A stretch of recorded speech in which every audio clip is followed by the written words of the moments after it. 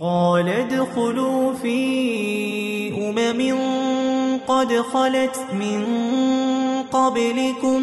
من الجن والإنس في النار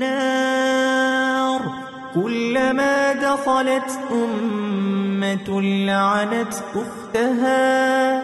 حتى إذا اداركوا فيها جميعا قالت أخراهم لأولاهم ربنا هؤلاء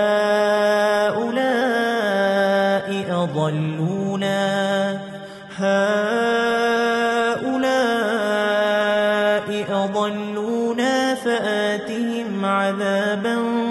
ضعفا من النار قال لكل ضعف ولكن لا تعلمون